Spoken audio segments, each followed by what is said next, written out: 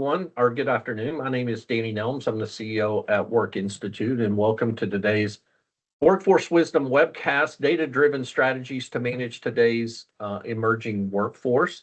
And I'm excited today to be joined by our VP of Workforce of Solution Services. I'll get it right one of these days, Mary. Mary That's Fink. okay. Hey, Mary, how are you? I'm good. Thank you. Welcome, everybody. Absolutely. So, for those of you that haven't been to one of our webcasts recently, we started this year doing this webcast, which is kind of our version of half half webinar, half podcast, because we've been having some guests join. We've been trying to make this a little more conversational, and folks have really seemed to enjoy the format. And so we're just going to continue it and continue to deliver content throughout the rest of 2025. So, Mary, I'm surprised we haven't done this up until now. You haven't been one of my guests, so thanks for joining. I appreciate Sure. it. So, Mary, just really quickly, tell folks a little bit about yourself, just a little bit about your background, a couple of minutes worth. Okay. Well, my original background, my graduate degree is in hospital administration, and that's what brought me to Middle Tennessee. And sometime after I had been there about 10 years, I had an opportunity to do some leadership development with Belmont University and found that I really loved that. That was great. It was fun to meet all the new people, to have the lights go on with people when they learned something new that they hadn't known before. And so I left the hospital and joined Belmont and have been doing leadership development ever since. And I love it. I absolutely love it. I work with groups from the C-suite to frontline leadership, frontline supervisors, and I find the hunger in people to know more about what they're doing. A lot of times they get promoted and with no tools, and so they don't know what they're going to do. So it's great to be able to provide that information for them and to be a part of that learning. And Mary, with today's topic in particular, I thought it was going to be great to have you as my colleague, because I feel like you have a front row seat. You talk to and facilitate these sessions with managers all the time. So obviously you hear about their opportunities for improvement, some of the things that they feel like they need to develop, but you also hear from them what they're dealing with in terms of their workforce. And so I feel Right. like you kind of got this front row seat. And so as I'm talking about the data today, because that's me, I'm the data nerd. Right. And I'll And get I'm into not. that. But yes, that is true. But I think it's a great opportunity to see it from both sides, right? So talking Sure. about the data, but then talking about how that's manifesting itself in terms Right. of what managers are talking about, what they're talking about related to their workforce. And we've got this really unique situation. And we talk about the changing workforce, and I want to talk about it in terms of kind of these emerging characteristics. But if we want to talk about some of the labels that we use sometimes, whether it's Gen Z, millennials, baby boomers, I mean, I think we've got four generations in the workplace right now, Right. and it's changing. It's dramatically changing. We know that the pandemic changed a lot of things that are going Right. on. But how do you see that in terms of just how difficult it is for managers right now, given everything that's happened and how different the workforce makeup is today? I would say that number one is they're very frustrated, first of all, with the difficulty in hiring new people Okay. and having and with retention. That's an issue that they're working on, that we're trying to work with them to help ameliorate that.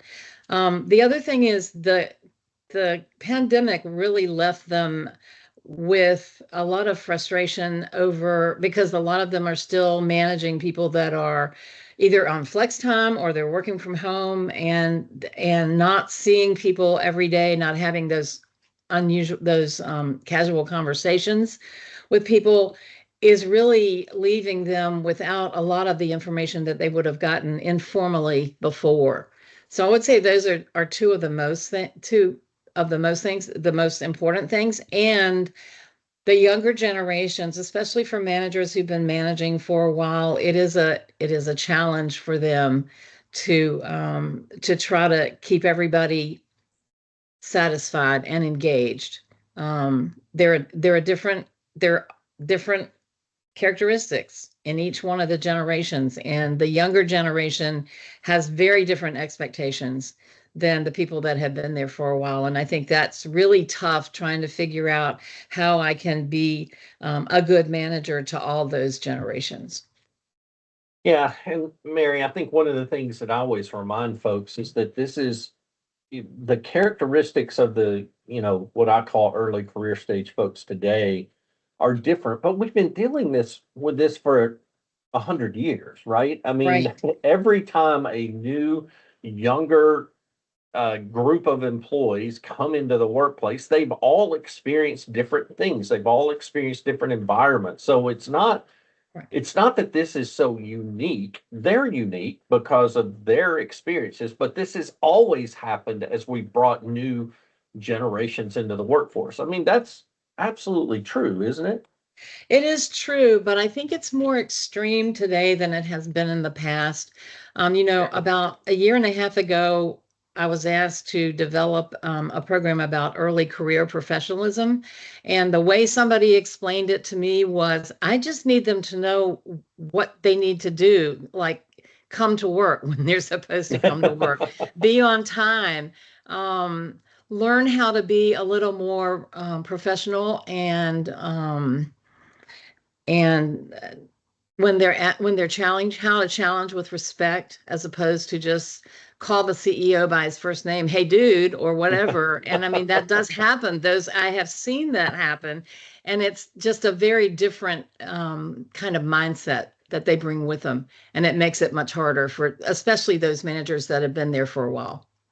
Well, and I think this is a topic we could probably talk about all day, but I think one of the challenges we have is that for so many of us, say my age, we worked as young people, right? We Right. worked in part-time jobs, whether we were in high school. I mean, I started working when I was 13, 14 years old, right? I had a lawn mowing job. So we Sure. we I think a lot more worked during those formative years, and now we're not expecting them to work in high school and college. And so when they come out, Right. this is their first experience in the workplace. So there's got to It be some is. patience there. It is. And I think even beyond that, before the first day on the job, is the whole interview and recruitment process is way different. Can't tell you the number of people that have told me, I had 4 interviews set up for today and one person showed up. I mean, the idea of ghosting someone when you have an appointment for a job interview, I can't even imagine it. But apparently it happens all the time. And sometimes it's because they got a better offer. They already were looking for jobs, had other interviews, and something came along. But really, the disrespect of not letting someone know that you're not coming, that you're just not going to show up. Then I don't want to see you on my, in my phone or on my email again. Yeah, yeah. So a couple of takeaways we want for all of the attendees today and for those that watch the replay later is we really want to understand the evolving role of the manager, and that is evolving because the workplace is evolving and the workforce is evolving. Certainly how managers are influencing retention, it's significant, and we'll talk about that. And then talk a little bit about strategies for leadership investment. I think we aren't investing enough in our managers, and I think Mary can certainly speak to that, but we definitely want to touch on that as well. Hmm. So, Mary, we've been talking about this for the better part of a couple of years, and I bet a lot of our attendees today have seen this, but it's all about these preferences and expectations of the workforce today. And um, I think all of these exist in different ways, and I don't want to dig deep in them, but everything from requiring flexibility in the workplace to wanting to be able to integrate their life and their work together, which I think is very, very challenging for a lot of folks. The job characteristics, the job itself in terms of how they want it shaped around their strengths and what they do well, wanting that employee first culture. And I think culture is something we're going to have to work a lot more about. And I've been reading a lot about that recently, and I think we have to talk about it more. Certainly, there's concerns for employees and family. We've got a lot of mental health things going on in the workplace. We've got a lot of stress related to what's going on, whether it be childcare, whether it be aging parents, all those things that are happening, wanting some sort of autonomy in the job that they have, wanting to work with people they want to, and with all that, still wanting to feel like there's a purpose for the company and for themselves. So, I mean, Mary, do you think this? I mean, do you hear this? Do you hear these things ring true in terms of how you're interacting with managers and what they're talking about in terms of the workplace? Absolutely. They feel like, first of all, there are not enough hours in the day to take care of all the things that need to be taken care of. Um, we talk a lot about one of the new roles of the manager is coaching. We have seen exit interviews tell us that growth and development is really important to most employees. And I think in most cases, either they look to someone from the outside and then they have to find, the money to do that, and it's not always available, or they have to figure out a way to do it themselves, and they're not sure what they need to do. So coaching is something that they often mention really needing to get better at, and having a better feeling about the way they do that and having the time for it. One of the biggest things that I hear from managers is, okay, I have my management responsibility, so I have the people that report to me, and I have all these responsibilities for all the things you just mentioned for them, but oh, by the way, I'm still expected to take part in performing the task and the role that I was doing before, because I'm not just managing. I have my own responsibilities. And often, given the choice of one or the other, they go to the one that they feel the most comfortable with, which is doing their task, and it doesn't leave a lot of time for the managing. So I think that's one of the things that we have to work on. And we talk a lot about that, about managing their time and managing the way they get their tasks done, finding time to spend time one-on-ones with people, getting to know them. My feeling about managing is the most important single thing that you can do is know the people that you're managing.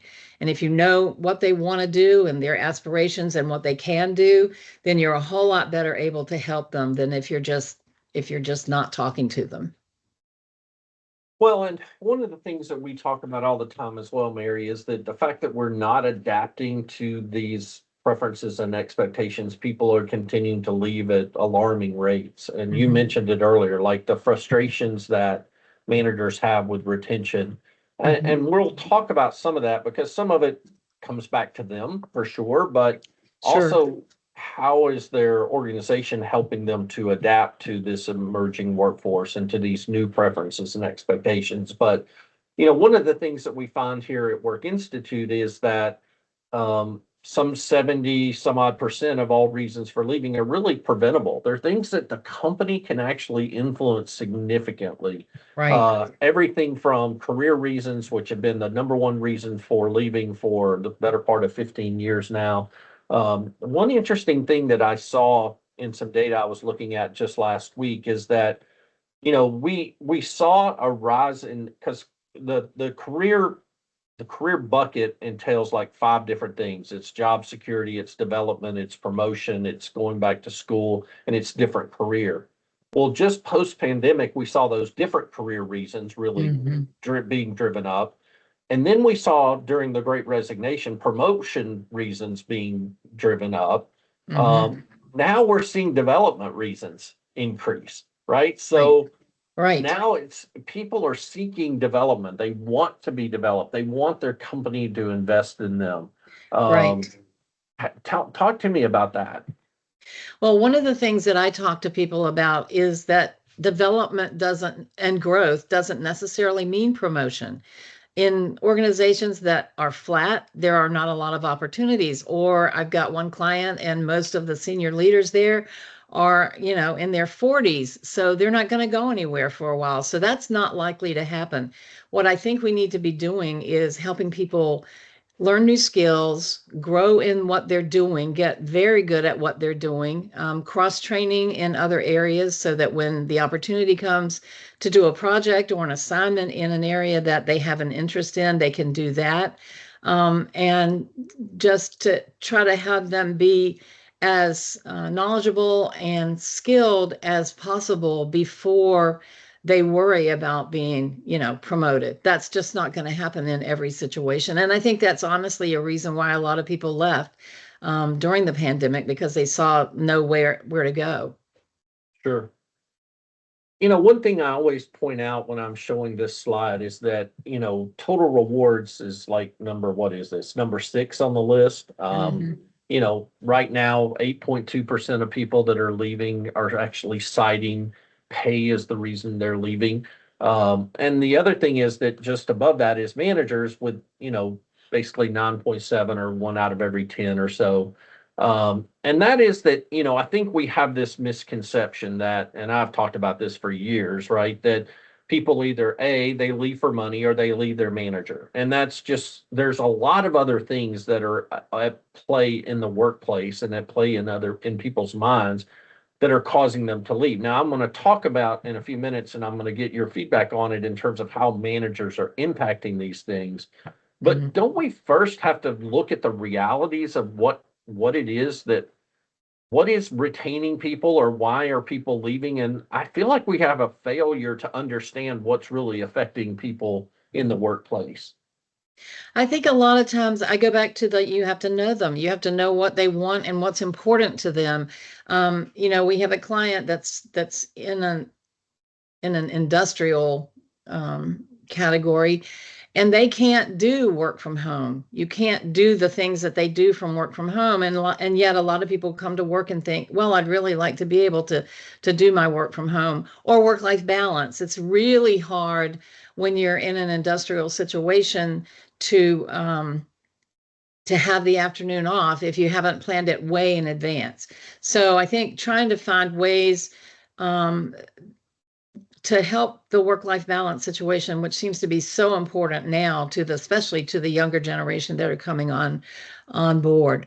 They don't really talk a lot about retention. I don't think they talk a lot about a lot of things. I mean, I think there's not a lot of they don't feel like they get a lot of support, just like the teammates don't feel like they get a lot of support from the managers. Manager professionalism is one of the biggest subtopics that we see, and that's all about demeanor. It's about behavior. It's about language. It's about how they talk to me. I don't feel like they have my back.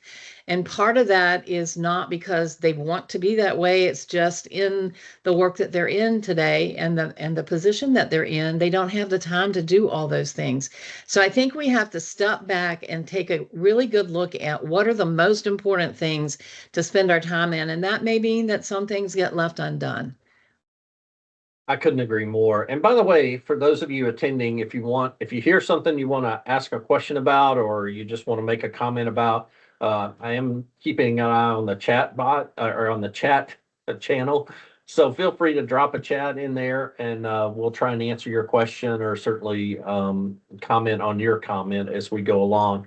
Mary, we've been doing a lot of research for a lot of years, and we actually try and look at correlations between manager ratings or manager effectiveness versus reasons for leaving. And one of the things that I hear all the time is, well, people don't leave companies, they leave managers. And when I think about that, I think about, well, these are bad managers. These are people that aren't treating people well, right? But I always talk about it's the things that managers don't do, not that they're being unprofessional, and there's instances of that, as you mentioned, and we'll Right. talk about that. But it's just the things that are blind spots. It's the things that they don't see. And so here we see that everything from career reasons to health and family reasons to work-life balance, management itself, the job, and even the environment, which is really culture. All of those things are influenced by the manager. Right. Um, how is it that there's a lot here, right? The expectations for managers are just enormous. And you Right. talked about it. And I think there was a study came out from McKinsey. There was something came out from Gallup that said that the manager responsibilities have increased by like 50% since the pandemic. And so we're putting all of these responsibilities on them. And yet I don't know that we're actually helping them to grow and develop as managers, both in these areas, but also in those expectations. So Right.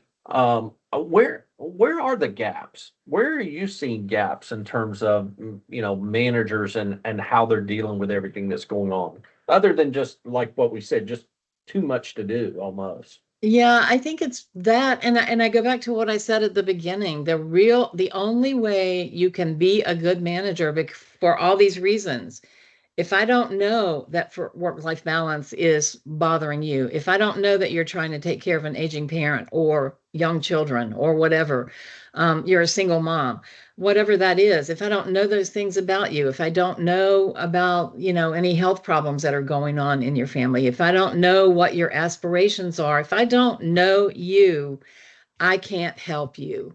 And that's why I come back to the single most important thing you can do is spend time knowing those people that you manage and having serious conversations with them. And sometimes just having conversations about stuff, that highly technical term. It's not necessarily about a situation or a process or a program or a project. It's just about them and how they're feeling and how they're, without being too personal, just giving them an opportunity to talk to you and tell you about themselves. Well, but do you think, going back to, you mentioned managing time earlier, I just feel like companies, organizations, I think the role of actually managing people, spending time with people, getting to know people, I Mhm. feel like that's being diminished. I feel like that's somehow there's just so much to do that we're we're prioritizing task over prioritizing managing and leading people. Is that a fair Absolutely. statement?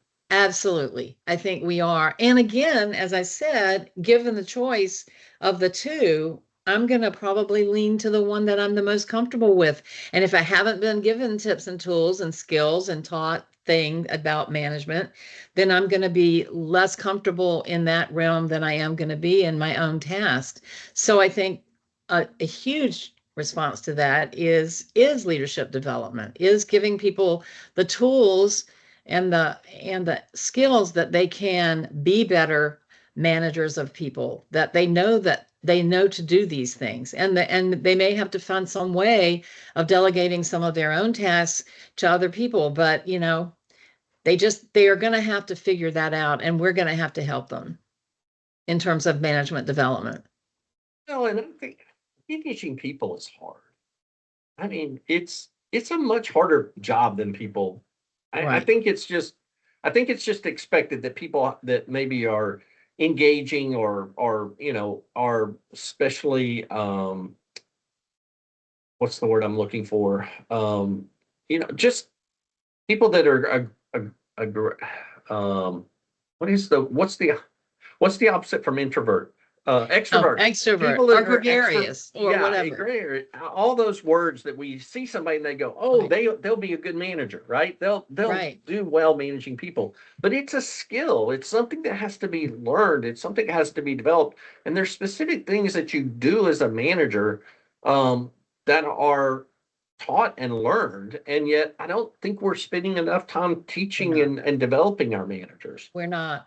And if we do anything, it's often a one and done. And we have a nice day or a half day out of the office, and then we just go back to, an email box full of things that we have to take care of, and that is just pretty much gone. Um, but I think that getting to know people is just such an important piece of it. It's really the most important. And if we can't find the time to do that, we're going to have to find the time at some point. Well, and I don't we'll have to be careful here because I think we go off on a whole new topic. But we talk about stay interviews all the time, Right. and it's often a form of a stay interview where you can get to know those things, right? That you It's can, sure.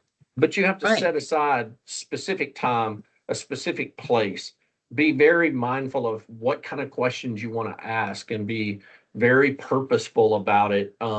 Because I agree with you that sometimes those just casual conversations are good. I think that's where we build a lot of trust, but sometimes we have Mhm. to be much more, I don't want to say formal, I'm going to say structured in the Right. way that we actually want to make sure we're discovering challenges that are going on in the workplace. Right.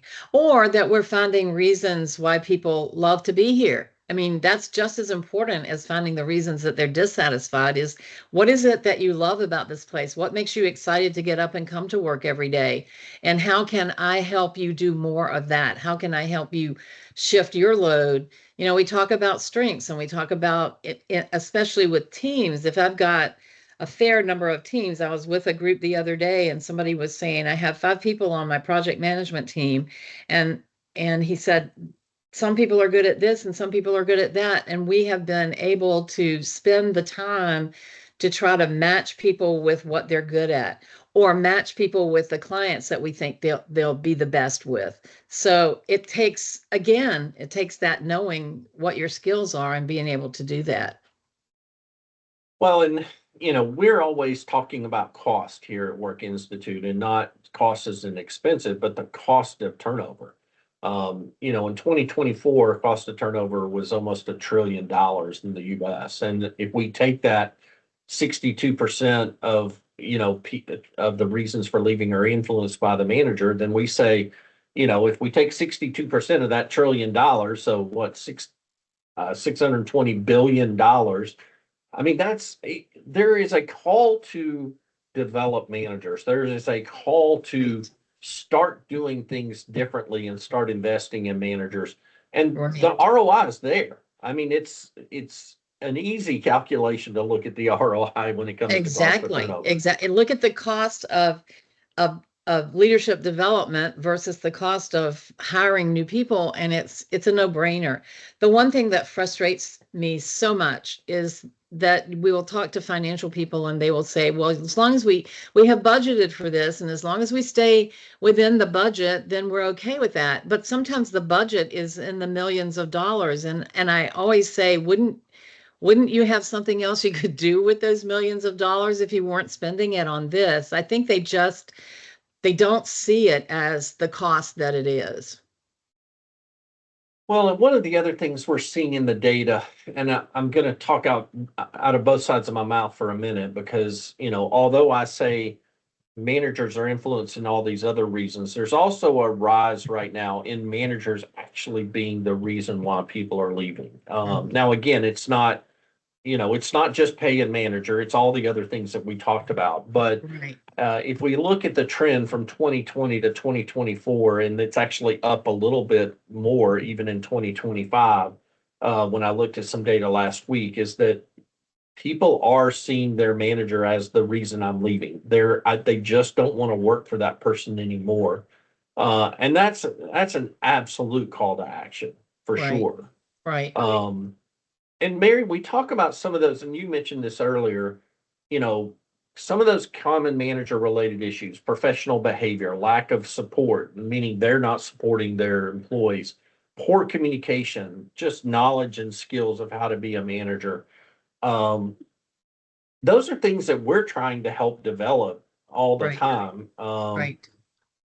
Where's I'm trying to figure out how to ask this question best, but it's like, why are there so many deficiencies? Why? I mean, you mentioned it earlier. Maybe we're just not. I feel like it's one and done. I think it may come down to that. A person Right. becomes a manager. We put them through some sort of new manager training, and then Right. we feel like they're trained as a manager. Right. I mean, is that accurate? It is accurate. There are a lot of people that want to do that. And I will have a lot of people will call and say, I need a class on communication. Okay, well, let's talk about what the reasons are. There probably are 40 reasons why communication needs to be better. And I don't think we've ever had a client that didn't list that as one of their major issues is communication. I don't know that companies ever get it perfect. But I know there are companies that get it a lot better than other companies. So I think we have to look at that. I think, a lot of people, my background is hospital administration, and I know that in my situation, and I was one of the ones that did it. You take your best clinical people and you promote them to be a manager because you think they're so good at what they do. And often that's the only way that a person can get a higher paycheck is if they become a manager, and it's not always a fit. They're not good managers. We throw them out there without proper training and tools, and they fail. And it doesn't take long for people to say, this is a terrible manager, but the burden is on us to try to make it a better situation for them. And I think they need to be to have some kind of training. We do have some clients that look at trying to train the bench, which I think is really important. That you've got people that are ready to step into some roles if someone leaves or if something happens, and it's a problem like that. Um, there are lots of reasons. I think it's just a matter of the main reason, not knowing your people and having more to do than there are hours in the day. And I know I talk to a lot of people that say I'm in meetings all day long, and so at 5 o'clock when I should be going home, I'm going back to do the work that all those meetings have generated. And so we see people that are themselves burning out because they haven't had the work-life balance in their lives. And you mentioned earlier, Mary, we kind of encompass this in this concept of professional behavior, the way your demeanor, the way you talk to people, your behaviors on a day in and day out basis. And granted, there are some people that are they just don't behave well. But I think that some of the stress of being a manager and just what you're talking about, so much responsibility is being put on them. It leads them to the sort of the breaking point, and I It think does. that's what causes some of this lapses in professional behavior. I think it does. And I'll talk to managers who haven't taken a vacation in 3 years. I Oh, talked to one just yesterday that said, I'm having the first vacation in a couple of weeks, in 2 years, and I'm really looking forward to it. And I hope, and this was the part that was disappointing, I hope nothing happens that makes me cancel that. yeah. So, Mayor, we actually have some data on that professional behavior, and you mentioned it earlier. This is what it looked like over the last several years. So, in 2020, Right. 21, 2022. So, this is as a sub theme of that overarching manager reason for leaving. But look Mhm. at the line I and know. how it has increased so substantially over the last couple of years. Um, and I think that, we talk about, data and data first. And I think if companies will spend the time to actually collect data, and I agree wholeheartedly with you, you've got to get to know your employees. But there's also a data element that I think we can take to that we can use to understand issues that are going on, whether that's in my exit interviews, whether it's onboarding surveys, whether it's my annual survey, and Hmm. being able to really dissect that information to understand what's going on. Because this is I mean, this is it's a blinking light. It's It is. this is cause for concern for companies. Right. Yes, I think that people are going to have to start taking a serious look at what the manager's job is. There may be things that can be changed. There may be things that, for one thing, we may be in a place where we would like to get to professional managers, where they're just managers. They're not trying to do their own tasks and take their own time to do that. The professional behavior is it's upsetting when you read the comments of some of the things that people have done to other people. But I think you're right. I think it's that they don't know any better. They're frustrated themselves. And so the only thing they know to do is lash out, and they do. And then that just creates a downward spiral in the organization. Going back to the culture piece that we talked about earlier, Mhm. the managers are the stewards of the culture. And the culture is how we treat each other, how we work together, what the feeling is in an organization. And I can tell when I walk into a place what the culture is like. You're either greeted, in a friendly way, or nobody looks at each other or talks to each other, speaks to each other in the hallways. Um, it's all that. And I think it's overwhelming to people. I want to go back to something that you mentioned earlier when we were talking about the development, and that is the one and done. I am a firm believer in it. It can't be a one and done.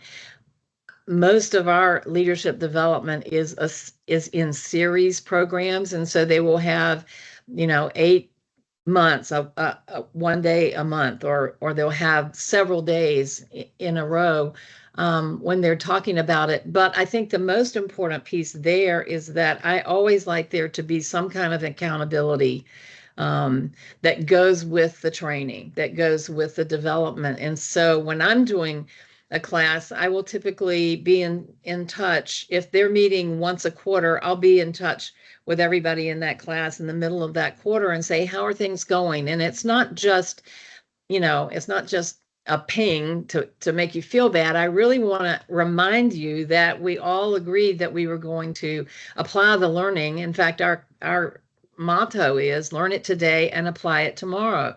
So I want to know that you've left the class that we did and that you've gone back and tried some of these things, and I want to know how that's working for you. I think that's hugely different than a one and done where we go to class and then we leave and we go back to work and everything is just the same as it was. Well, and just one other little piece of data I want to add here is we track this net excellence score, and I won't get into all the details of how that's calculated. It's like a net promoter score, but we track that on managers, and that's also been on the decline since 2020. So Right. just the overall perception of managers is declining. So, you know, I want from to our bring perspective, something up though, because okay. if you recall, at the beginning of the pandemic, when everybody thought the manager was going to go down, the manager ratings actually went up. And that was because they were so concerned about people not being able to come in and they were wanting to be connected. Connection is such a huge thing. And it went up and then it started going back down again because I think we fell into the same old routine that we had always had. No, it's a great point, Mary, and one that I've made over and over again. Is that that one day maybe we'll stop talking about the pandemic, but it was such a learning experience, right? It I mean, was. it was awful. Don't get me Continues to wrong. be. It was awful, and Yeah. there's so many deaths, so many things that have happened because of it. But yet, it was a companies treated it like it should have been, which was a crisis. And in a crisis, we upgrade our communications, we communicate more, we make Mhm. ourselves more available, right? We set expectations, clear expectations. And Right. those are things that we should be doing all the time. And yet Right. we saw that those things started to decline post Right. pandemic, and that caused the great resignation, right? So Exactly. um, most companies miss, we talk about underinvestment in manager development. You were just talking about it. I think I love our series, right? Where we're doing those 8 months of Hmm. emerging leaders or adapting to the emerging workforce or Hmm. different topics that we tackle. But I just say, at a minimum, once a quarter, we should be bringing our managers and those that lead people together for some sort of development opportunity, right? Right. I don't care if it's a couple of hours, a half day, a full day. I mean, I understand there are demands on time, and it's difficult, but we have got to find ways to bring people together, because we also, you mentioned our mantra, learn today and apply tomorrow, but we also talked about being facilitated learners because we feel like the knowledge is in the room. We just need to bring it Exactly. out, right? But in order Exactly. to bring that out and in order for us to be able to learn from each other, we have to be together. We have to get together, and Exactly. we have to tackle a topic, whether it's communication, whether it's professional behavior, whether it's coaching for career coaching, all of those things. And they're constantly changing. So just because we did communications training last year doesn't mean we Doesn't can't tackle it again. exactly. We need to be continuing to talk about, especially communication. I had a conversation just last week with somebody who said, I have had several managers come to me and ask for help in certain areas. And he said, is there some way that we can get something going, even if it's a lunch and learn that's every other month or quarterly or whatever, but it's ongoing and we continue to stay in touch with those people, and which I thought was a great idea. But why did the individuals have to go to him and say, we need this, we really need this? Why are managers not saying, you need this, or how can we help you, what do you need? So Mary, I think we've been talking a lot about what we think companies are doing. We've talked about how managers are stressed and they're overworked and they've got a lot of responsibilities. But that doesn't mean we don't need to be holding them accountable either, right? So Absolutely. accountability to their behavior, accountability to retention, accountability to engagement. Uh, that we have to still have an accountability measure in place. And I don't see it very often. Do you see this very often that truly No, managers feel like they own accountability for retention? no, not at all. I Yeah, think they are just so glad when somebody doesn't leave that they're just, that's their happy place. And they don't see the connection. And part of the reason I think they don't see the connection is because if they are doing engagement surveys, or they are doing stay interviews, or they are doing exit interviews, it's a check the box situation. It's someone has said we need to be doing this, so we do it. But what do we do with the information that's there for us to work from? That's my frustration. yeah. No, I agree wholeheartedly. So I think, we've got this emerging workforce. We've got these expanding preferences and expectations. We have managers that are being tasked with a lot of different responsibilities. And to me, it's all about being, I don't want to overuse the word purposeful. I'm going to use it in a different way, is that we have to be purposeful in terms of how we're trying to build our workplace, how we're trying to build our workforce, what we expect of both employees and of managers and of leadership, because that workplace has to attract and retain talent. That is the bottom line. I mean, we're sort of in a little bit of stagnation right now with open jobs, and they're sort of just bouncing around. But still, we've got as many open jobs as we have unemployed people. And I love our founder who always says there's plenty of people that to do the work that needs to be done. They're just working somewhere else. So we need to be Exactly. able to attract them from somewhere else. So we have to build a workplace that attracts and retains talents. We have to make sure that flexibility is in place, that we are providing growth opportunities, that we are leading people effectively, and that we're being purposeful about the culture itself. Right. And then we have to be able to, again, predicting the workplace of the future, leveraging things like predictive analytics and figuring out how it's going to shift. So it's going to be a constant state of change. So, and to me, this is a call for HR, because I think HR is not responsible for retention. I don't think they're responsible for engagement.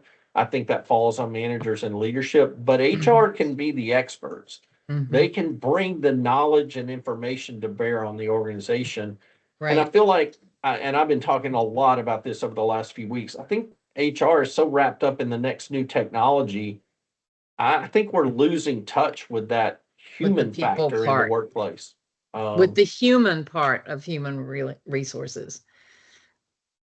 no, I absolutely. So, um, last slide here, because I think, and we talked about it earlier, so this is just going to be a recap. But if we don't do something, if we don't invest in our managers, if we don't understand the growing concerns of our workplace, if we're not doing all these things, the cost of inaction is enormous. And Right. it's not just the cost of turnover, which we looked at, but I saw some numbers out the other day, the cost of disengagement. And if we want to believe, and I've got lots of things to say about Gallup, although they've been doing some better things lately, but if their data is true and that only like a third of the workforce is actually engaged, then that means two-thirds is passive or disengaged.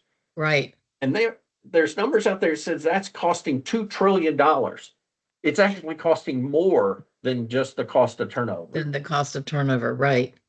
So we got it. There's the ROI is there. We just have to Right. do something about it. Right. I think there's one other thing that managers can do. I Okay. think sometimes they are aware as anyone else of their shortcomings, of the issues that people have with them, but they just don't know what to do. I think they need to be able to manage up to the people that manage them and let them know what the issues are, so that it gets a better broadcast, in terms of what is needed in the organization, and ask for the help that you need. if if there's a specific tool or skill that you need, ask for that. If it's just general, you just need some support, or you need a mentor, or you need something else. I think there has to be some managing up as well as managing down. Hey, we had one quick comment or question from Kevin. He says, does the data support that employees are seeking the support they are citing as reasons for leaving? I mean, I think support is one that we cite specifically in the manager reasons for leaving. But let's Right. face it, career coaching, work-life balance, all of these things in some way, shape, or form are Our support of support. some Right. kind. Right. And I think that the managers would say they hear the requests in some cases. In some cases, people just get upset and they think it's a lost cause, so they don't even bother. But if they are asking for it, then I think there's something you can work with. They don't always. They just assume that the person that's in charge of the department that they're working in is going to have their back. And Yeah. that's not an unreasonable request or demand. Well, we're going to have to wrap things up. For those of you that are still on, we had a couple folks that had to leave, obviously. But here on your screen, you've got a QR code to download our retention report if you've not downloaded or seen it yet. So I encourage you to do that. Mary, any final thoughts from you in terms of just what's going on in today's workplace and what we have to do with today's managers? I think again, I go back to my main reason is just spend some time with the folks that you're managing and know what's on their mind so you can respond to that in a timely and also appropriate way. Yeah. Well, thanks so much, Mary. I can't believe it's taken us this long to do this. We've done And it before, but it seems like it's been a while. it has been a while. So thanks for joining me. I really Sure. appreciate it. Thanks to you, all of you who attended. If you've got questions about our leadership development programs and how we approach leadership development, feel free to reach out to myself or Mary. I'm sure you can find us either on LinkedIn or on our website. We're not Right. hard to find. We make ourselves pretty easy to be found. And we'd love to talk to you. But take note of what you're doing in your organization as it relates to leadership development and your managers, and really start trying to focus some time on them because they really need it. Right. Have a great week, everyone. Thanks again for joining us. We'll talk to you soon. Thanks. Bye. Bye.